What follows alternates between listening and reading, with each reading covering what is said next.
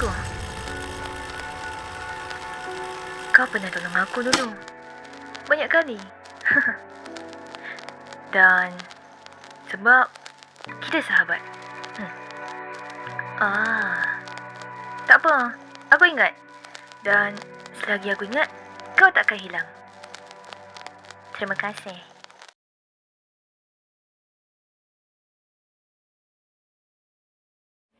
Alisha, kau masih tak ingat apa-apa ke? Aku dah cakap, aku tak kenal kau. Tak apa, aku boleh tunggu. Kau ingat tak? Kau selalu marah aku kalau aku buat bising. Itu normal. Kau memang jenis bising kan? Okey, itu stil kau lah tu. Jangan cuba rapat sangat, aku tak suka. Hello?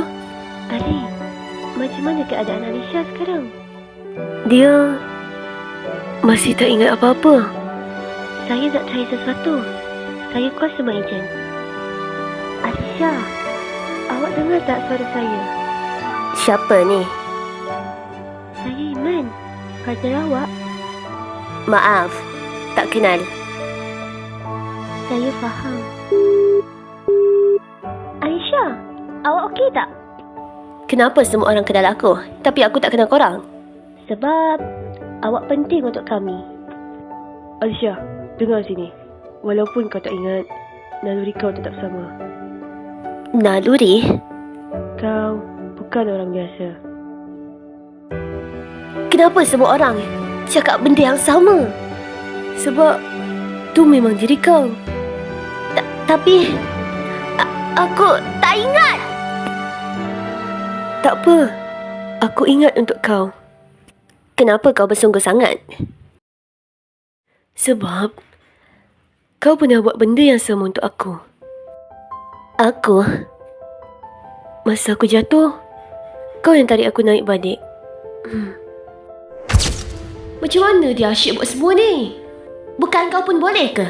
Kan tengah dalam off-ride. Betul lah cakap kau. Otak aku tak cukup pakai sebelum ni. Kenapa? Aku rasa macam pernah. Alisha, Suara kau, aku macam pernah dengar. kalau kau tak ingat pun, tak apa. Aku boleh mula balik dari awal. So, inilah keadaan Alisha sekarang. Rudy! Siapa dia? Orang yang mungkin boleh buat ingat kau balik. Apa maksud kau, Rudy? Memori. Boleh dipaksa keluar. Paksa? Aku takkan biar kau buat apa-apa dekat dia. Dan kau nak tunggu sampai bila? Atau kau takut Alisha ingat sesuatu tentang kau?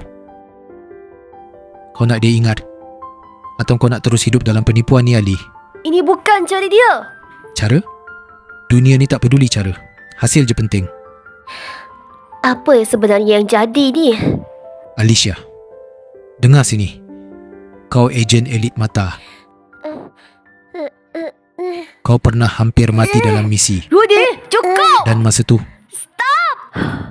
Alisha. Ali! Tangkap tangan aku! Aisyah! Aisyah! Aisyah! Bangun Aisyah! Alisha. Alisha. Ali! Ya, aku. Siapa kau? Tak apa.